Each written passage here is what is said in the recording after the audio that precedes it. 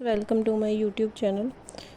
आज से मैं क्वांटम मैकेनिक्स की प्रैक्टिस सीरीज़ स्टार्ट करने वाली हूँ। ठीक है। ये मेरी फ़र्स्ट सीरीज़ रहेगी। इसमें हम क्वांटम मैकेनिक्स के क्वेश्चंस देखेंगे सीरियल वाइज। ठीक है, जैसे जैसे आपके टॉपिक्स आते जाएंगे आगे, उसके अकॉर्डिंग कुछ कुछ क्वेश्चंस देखेंगे हम। तो इस सीरीज़ में जो मैं फ़र्स्ट टॉपिक ले रही हूँ उसमें हम linear independent dependent orthogonal normalised function, ठीक है, इसमें ऑपरेटर्स ये सब देखेंगे। फर्स्ट क्वेश्चन से मैं स्टार्ट करने लगी हूँ। आई होप आपके लिए ये सीरीज़ बेनिफिशियल होगी। फर्स्ट क्वेश्चन देखो। फर्स्ट क्वेश्चन है prove that function f of x आपको दिया हुआ है x and g of x दिया हुआ है x square and h of x दिया हुआ है x cube are linearly independent. आपने ये प्रूव करना है कि ये तीनों क्या है, लीनियरली इंडिपेंडेंट है। तो इसको प्रूव करने के लिए हमारे पास फॉर लीनियर इंडिपेंडेंसी हमने ये तीनों को लीनियर इंडिपेंडेंट प्रूव करना है। ठीक है, ये हमारा फर्स्ट क्वेश्चन है। लीनियर इंडिपेंडेंस के लिए क्या होता है कि हमारे पास मान लो फंक्शंस है फाई 1 फाई 2 फाई 3, ये सारे क्या है फंक्शंस दिए हुए हैं। और अगर हमने इनको प्रूव करना है कि जो ये लीनियर इंडिपेंडेंट है, तो हमारे पास फॉर्मूला होता है समेशन ए आई फाई आई। मतलब ए आई क्या है, हमारे पास कोई भी कांस्टेंट है, आई की वैल्यू 1 से लेके n तक हो सकती है। ए आई फाई आई, फाई आई क्या है, फंक्शंस, जितने भी फंक्शंस दे रखे हैं। तो हमारे पास यहाँ पे 3 फंक्शंस दे रखे हैं, f of x, g of x और एच ऑफ एक्स। तो फॉर लीनियर इंडिपेंडेंस हम क्या देखेंगे, a1 f of x plus a2 g of x plus a3 h of x. क्योंकि यहाँ पे 3 ही फंक्शन दे रखे, तो एफ ऑफ एक्स के लिए हमने a1 ले लिया, जी ऑफ एक्स के लिए a2 और एच ऑफ एक्स के लिए क्या आएगा a3। ये सभी का सम क्या होना चाहिए, 0 होना चाहिए लीनियर इंडिपेंडेंसी के लिए। तो अगर हम इसको इक्वेट करेंगे, यहाँ पे वैल्यूज़ पुट कर दो। एफ ऑफ एक्स की वैल्यू दे रखी है एक्स, जी ऑफ एक्स की दे रखी है एक्स स्क्वायर और एच ऑफ एक्स की दे रखी है एक्स क्यूब, 0। ठीक है। अगर हम कोफिशेंट से कंपेयर करें, ठीक है, दोनों साइड, तो यहाँ पे देखो a1 क्या आ जाएगा 0 और a2 क्या आ जाएगा 0, a3 क्या आ गया 0। इट मीन्स ये तीनों क्या आ गए 0। अगर ये तीनों 0 आ जाते हैं आपके पास, तो हमारे पास ये क्या होता है, लीनियरली इंडिपेंडेंट। ठीक है, मतलब तीनों में से कोई भी एक दूसरे पे डिपेंड नहीं कर रहा, सभी तीनों क्या हैं, 0 हैं। तो ये भी क्या है, लीनियरली इंडिपेंडेंट। ये हमारा फर्स्ट क्वेश्चन था। सेकंड क्वेश्चन देखो, prove that vector a vector दिया हुआ है and b vector 2 i cap plus 3 j cap are linearly dependent. अब हमने प्रूव करना है कि ये एक दूसरे पे डिपेंड करते हैं। सेम फॉर्मूला लगाएंगे। अब यहाँ पे 2 ही दे रखे हैं vector, a vector and b vector. क्या होगा उसके लिए, a1 ए वेक्टर प्लस बी की जगह आप a2 ले लो, a2 बी वेक्टर। ठीक है, ये दोनों क्या होने चाहिए, 0। तो यहाँ पे ए वेक्टर की वैल्यू पुट कर देंगे। ए वेक्टर दे रखा है 6 आई कैप माइनस 9 जे कैप और a2 वेक्टर दे रखा है, b2 वेक्टर दे रखा है minus 2 i cap plus 3 j cap. I cap वाले इकट्ठे कर लेंगे तो ये क्या आ जाएगा, 6a1 माइनस 2a2 आई कैप प्लस ये क्या है हमारे पास माइनस ये 9 है। ठीक है, ये 9 है, माइनस 9a1 प्लस 3a2 j cap is equal to 0। अब यहाँ पे आप इसको 0 के साथ कंपेयर करो इन दोनों को। तो यहाँ पे क्या, इसको 0 कैसे लिख सकते हैं, 0 आई कैप प्लस 0 जे कैप। तो इसके कोफिशिएंट आई कैप और जे कैप के कंपेयर करेंगे। 6a1 माइनस 2a2 किसके कला गया, 0 के, माइनस 9a1 प्लस 3a2 ये भी किसके कला गया, 0 के। ठीक है, तो यहाँ से देखो 6a1 is equal to 2a2। ये आ गए a1/a2 निकाल लो, ये आ जाएगा 1/3। ठीक है, मीन्स a1 किसके कला गए, a2/3 के। यहाँ से निकालो -9a1 is equal to -3a2, ये कट हो गया, ये 3a1 किसके कल गया a2/3 के, यहाँ से भी यही है, यहाँ से भी यही है, मतलब a1 जो है वो a2 पे डिपेंड कर रहा है और जो a2 है वो a1 पे डिपेंड कर रहा है, मतलब ये टर्म्स दोनों एक दूसरे पे डिपेंड कर रही हैं। तो जो a वेक्टर और b वेक्टर है ये भी क्या होंगे, लीनियरली डिपेंडेंट। ठीक है, तो ये भी क्या होंगे, लीनियरली डिपेंडेंट। आई होप आपको ये क्लियर होंगे दोनों क्वेश्चंस। ठीक है, सो नेक्स्ट करते हैं थर्ड क्वेश्चन। थर्ड क्वेश्चन है if f of x is equal to a e raised to power minus x square by 2 and g of x is bx e raised to power minus x square by 2, then prove that f of x and g of x are orthogonal as well as linearly independent। अब दोनों prove करने हैं आपने कि ये linearly independent भी है और ऑर्थोगोनल भी है। ठीक है, ऑर्थोगोनल के लिए क्या कंडीशन होती है कि जो दोनों का स्केलर प्रोडक्ट है, इन दोनों फंक्शंस का स्केलर प्रोडक्ट क्या आना चाहिए, ज़ीरो। अगर दोनों का स्केलर प्रोडक्ट ज़ीरो आ जाता है तो ऑर्थोगोनल होता है, अगर 1 आ जाता है तो नॉर्मलाइज्ड होता है। सो पहले तो हम लीनियरली इंडिपेंडेंट वाला प्रूव करेंगे, तो वो सेम ही ऐसे ही प्रूव करना है कि a1 जैसे पिछले क्वेश्चंस में किया है plus a2 g of x ये किसी को लाना चाहिए ज़ीरो के। फिर आपने यहाँ पे वैल्यूज़ पुट कर देनी है सिंपली। ठीक है, a e रेस्ट पर माइनस एक्स स्क्वायर बाई 2 और यहाँ पे a2 g ऑफ x की क्या है bx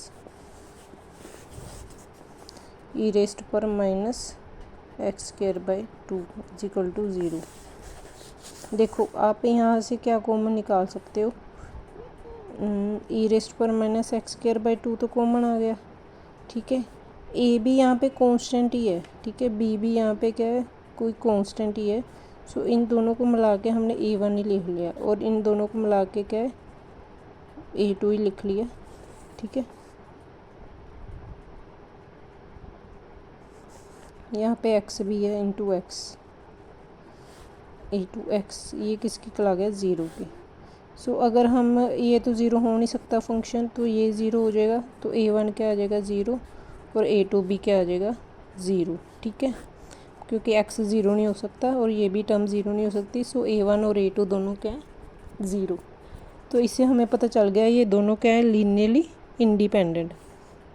और हमने क्या प्रूव करना है कि ये दोनों क्या है ऑर्थोगोनल है। ऑर्थोगोनल प्रूव करने के लिए क्या है, हम दोनों का स्केलर प्रोडक्ट देखेंगे। अगर दोनों का स्केलर प्रोडक्ट ज़ीरो आता है तो इट मीन्स दोनों क्या है ऑर्थोगोनल। तो ऑर्थोगोनल प्रूव करने के लिए क्या करते हैं, ये दो फंक्शन है f ऑफ x और g ऑफ x। ठीक है, फर्स्ट वाले का हम क्या ले लेते हैं, कंजुकेट ले लेते हैं, इंटीग्रेशन। फर्स्ट वाले का जो कंजुकेट है f ऑफ x का फंक्शन का इंटू g ऑफ x। ठीक है, ये इसका जो डेरिवेटिव है सॉरी इंटीग्रेशन है, ये किसकी इक्वल आनी चाहिए ज़ीरो की। अगर ज़ीरो की इक्वल आती है it means that are orthogonal.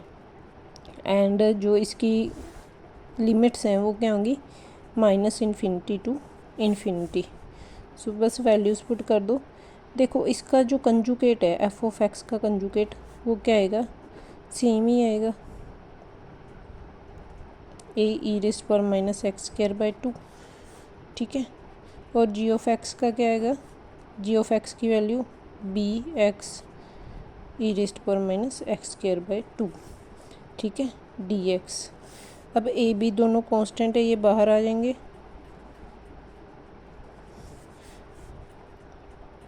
-∞ To infinity.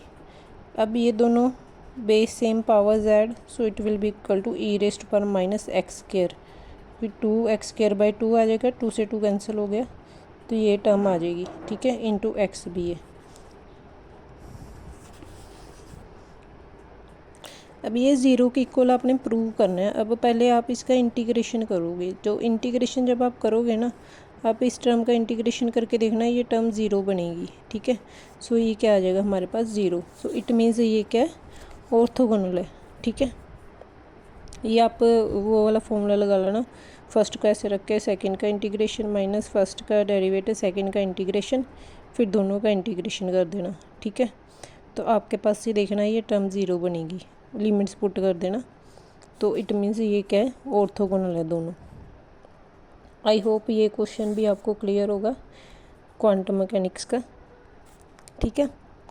तो हमने यही देखा है इनमें कि लीनियरली इंडिपेंडेंट के लिए क्या होता है, हम ये वाली इंडिपेंडेंसी वाली कंडीशन लगाते हैं, तो उसमें फिर कंपेयर करते हैं। अगर तो दो सभी अलग अलग आएंगे, किसी पे डिपेंड नहीं कर रहा है, जैसे यहाँ पे डिपेंड कर रहा था, यहाँ पे भी डिपेंड नहीं कर रहा है, इनकी वैल्यू 0 आ गई हैं, ठीक है। ऑर्थोगोनल के लिए क्या होता है, फर्स्ट का हम क्या लेते हैं, फंक्शन का कंजुगेट ले लेते हैं, और सेकंड जो है उसको मल्टीप्लाई कर देते हैं एज इट इज़, और जो लिमिट्स है -∞ टू इन्फिनिटी इंटीग्रेशन कर दिए, ठीक है।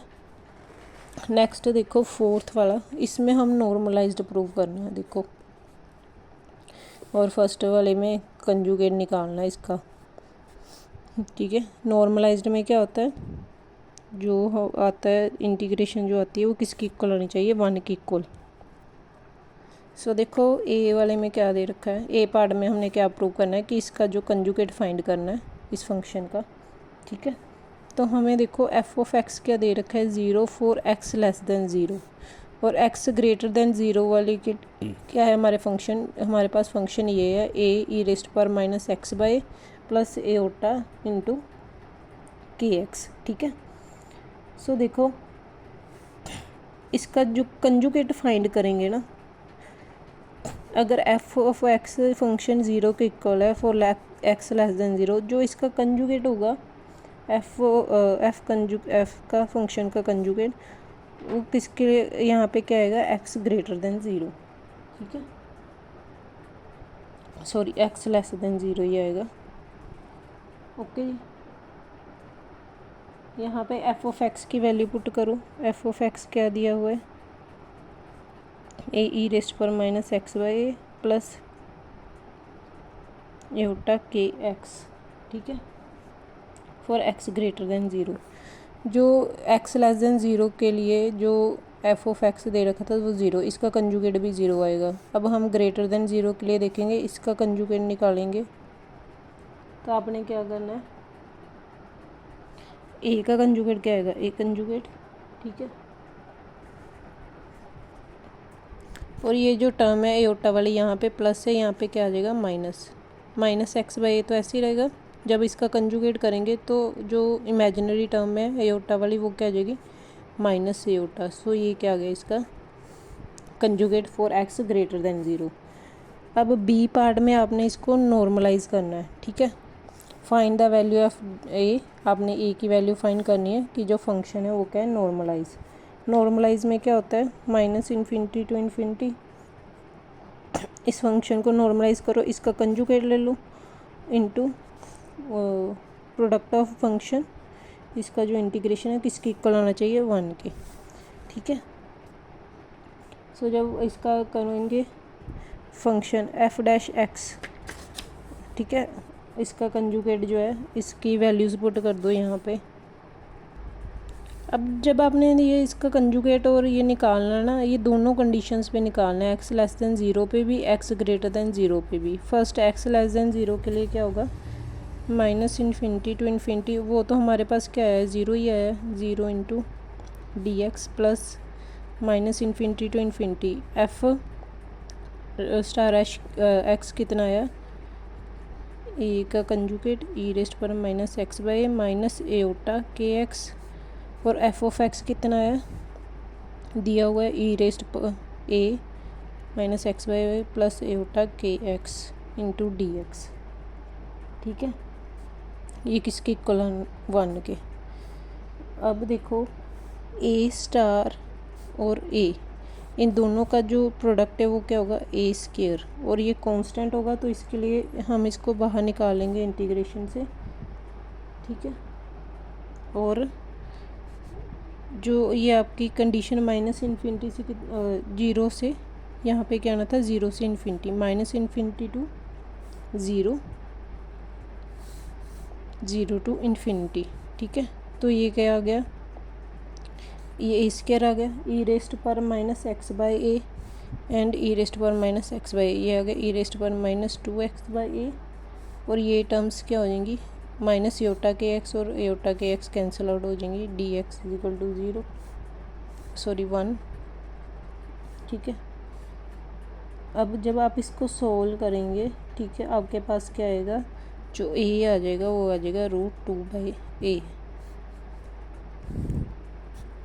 इसकी वैल्यू आ जाएगी। इसको सोल्व करके देखना इंटीग्रेशन को, आपके पास क्या वैल्यू आ जाएगी, ए जो स्क्वायर है उधर जाके ये रूट बन जाएगा, इसकी वैल्यू आएगी a/2। ठीक है, तो उधर जाके क्या बनेगा 2/a, ए स्क्वायर किसके लिए 2/a, उधर जाके आ जाएगा √2/a। सो ये आपका सोल्यूशन था इसका। आई होप आपको ये क्लियर होगा। नेक्स्ट क्वेश्चन देखते हैं। नेक्स्ट क्वेश्चन भी सेम ही है। इफ़ ये कैट वेक्टर दिया हुआ है आपको ए, ठीक है, ये कॉलम में दिया हुआ है, तो आपने फाइंड करना है ये ब्रा vector.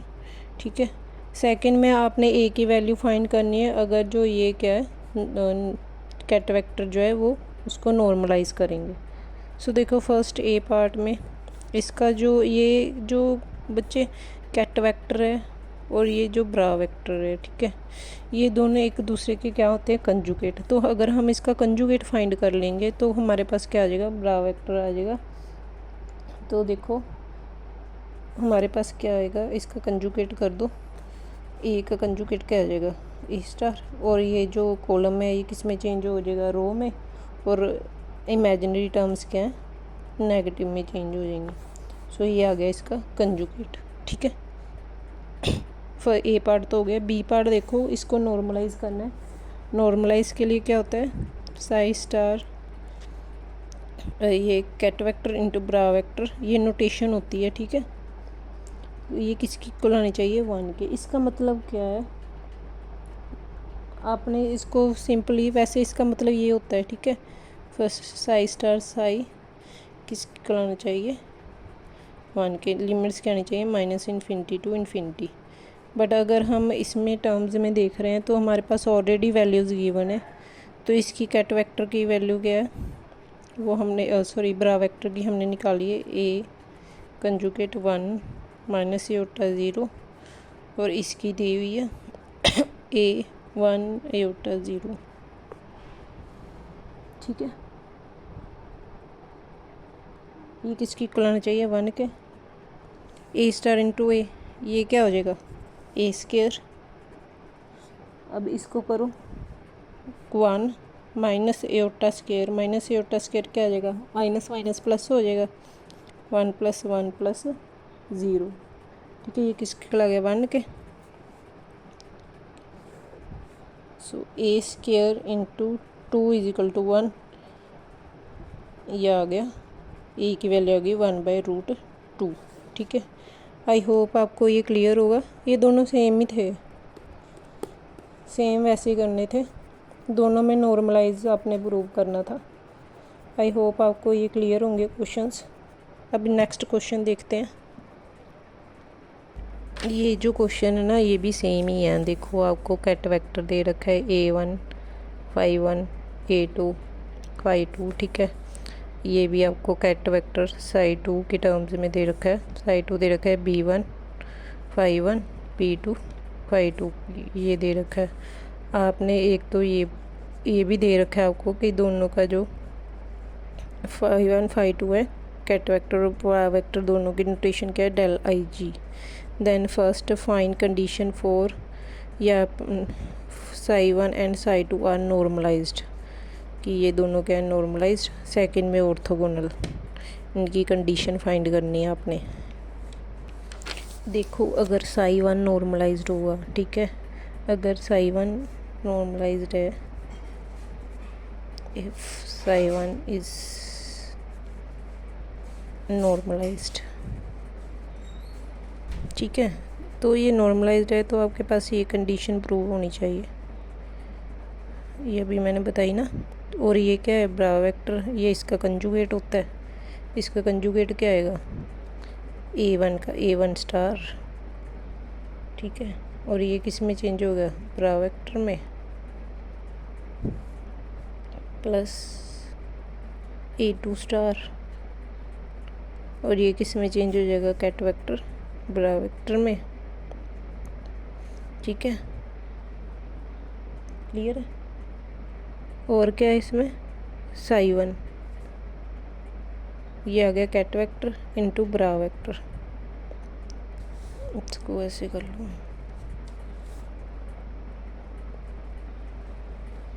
A1 phi1 plus A2 phi2। ठीक है, ये किसकी इक्वल आना चाहिए, 1 के। ठीक है, इसका मतलब आपको पता है ना क्या होता है, साई स्टार साई। ठीक है, ये किसकी इक्वल आना चाहिए, 1 के। तो ये मैंने इसका कंजुगेट निकाल लिया है साई 1 का, जो क्या होता है कैट सॉरी ब्रा वेक्टर। ये कैट वेक्टर तो दे ही रखा था हमें। ठीक है, अब बस आपने इसको मल्टीप्लाई कर देना है। A1 और A1 स्टार क्या आ जाएगा, A1 का स्क्वायर, ये क्या बन गया, phi1 कैट वेक्टर ब्रा वेक्टर, ये नोटेशन होगी पूरी। प्लस इसको इसके साथ करेंगे, A1 को A1 स्टार A2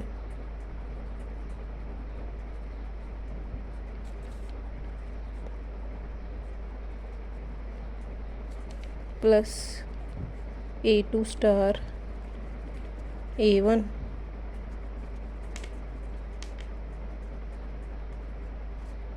phi1 नहीं है सॉरी। ठीक है, प्लस A2 स्टार को जब A2 स्टार के साथ करेंगे तो ये क्या आ जाएगा, A2 का स्क्वायर। ठीक है, इसका ये मैग्नीट्यूड ही है, मीन्स ये जो टर्म लेनी है हमने पॉजिटिव में ही लेनी है। वैसे भी स्क्वायर कर देंगे तो पॉजिटिव ही आएगा। सो phi2, यहाँ पे phi2 ही आना था। ठीक है, phi2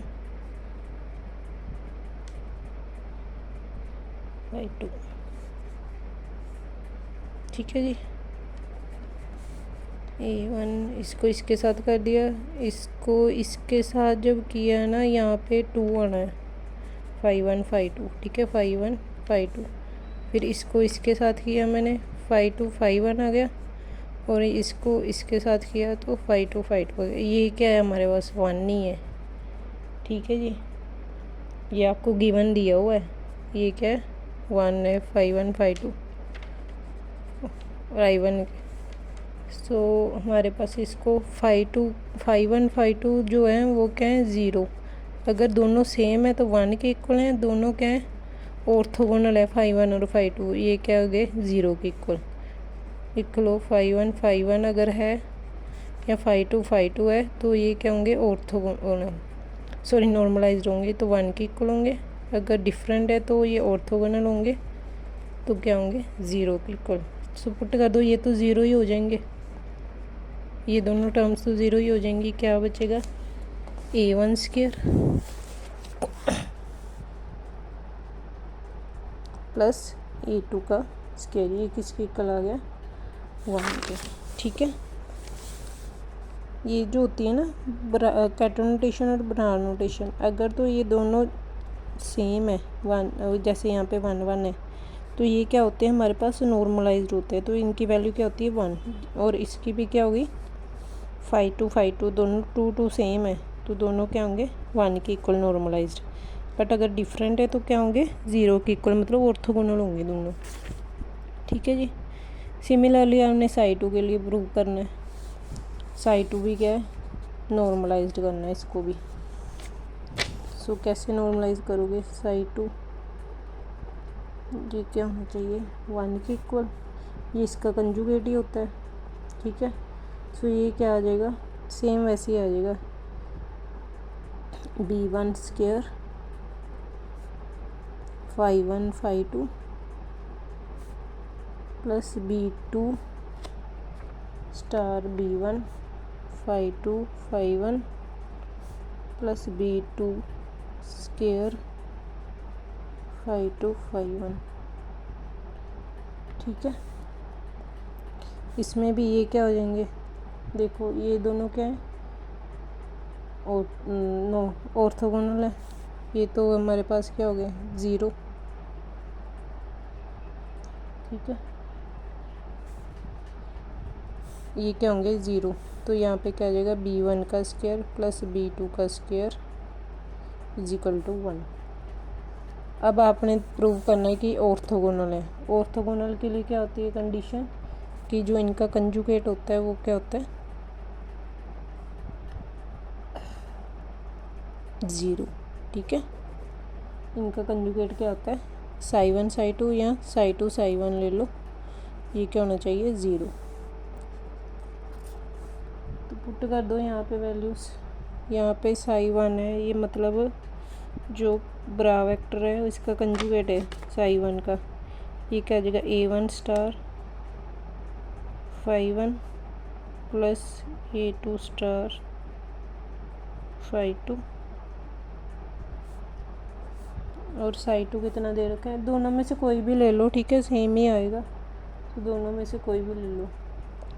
तो साई 2 कितना दे रखा है आपको B1 फाई 1, कैटन नोटेशन में दे रखा है B2 फाई 2।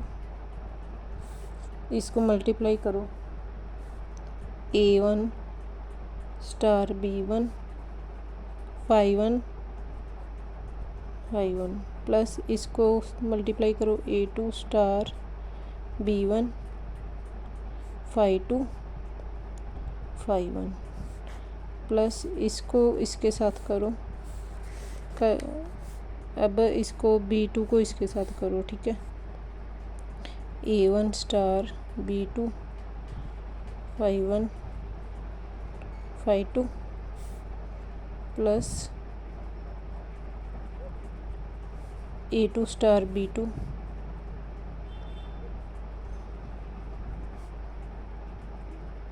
फाई 2। ये दोनों क्या हो जाएंगे 1, ठीक है, और ये क्या हो जाएंगे 0।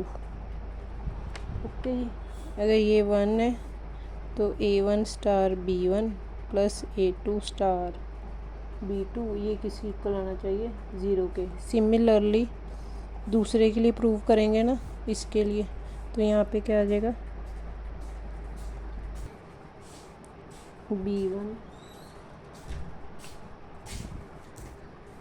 B1 star A1 plus B2 star A2 ये किसी इक्वल आएगा 0 के। आई होप ये कंडीशंस आपको क्लियर होंगी, आपने कंडीशंस ही प्रूव करनी है, ठीक है। इसके लिए कंडीशन क्या है ऑर्थोगोनल के लिए A1 star B1 A2 star B2 is equal to 0, ठीक है इसके लिए। और इसके लिए क्या है B1 star A1 plus B2 star A2 0 के लिए। और ऑर्थोगोनल के लिए होगी, नॉर्मलाइज्ड के लिए क्या है इसके लिए साई 1 के लिए क्या है A1 square plus A2 square is equal to 1, और साई 2 के लिए क्या है B1 square plus B2 square is equal to 1। I hope ये क्वेश्चन क्लियर होगा।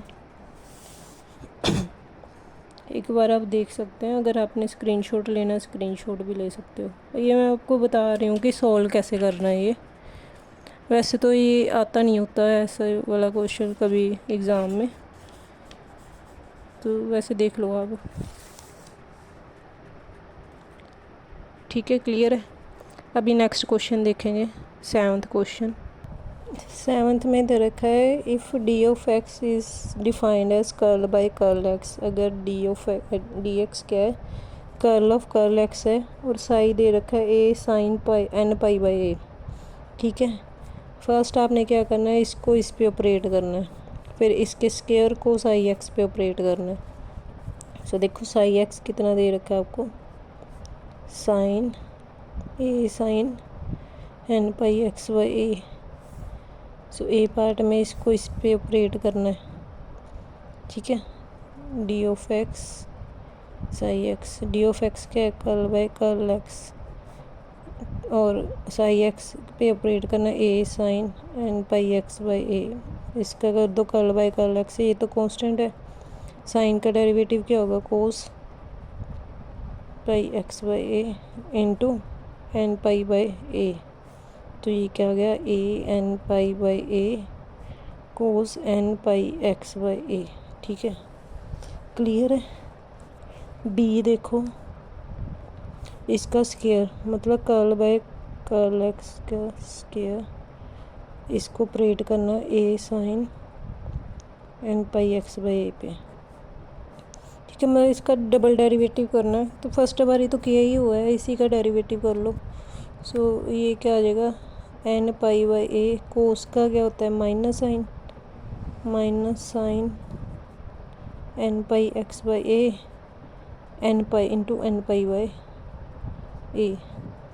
ठीक है, मतलब हमने इसको ऑपरेट कर रहे हैं इसके ऊपर, ये इसके ऊपर ऑपरेट करना है, इसके ऊपर ऑपरेट करना है, तो इसको सॉल्व करना पड़ेगा। तो ये आ जाएगा नेगेटिव साइन बार n into n square pi into pi square by a square into a sine n pi x by a. ठीक है, आई होप ये क्लियर होगा आपको। ठीक है जी।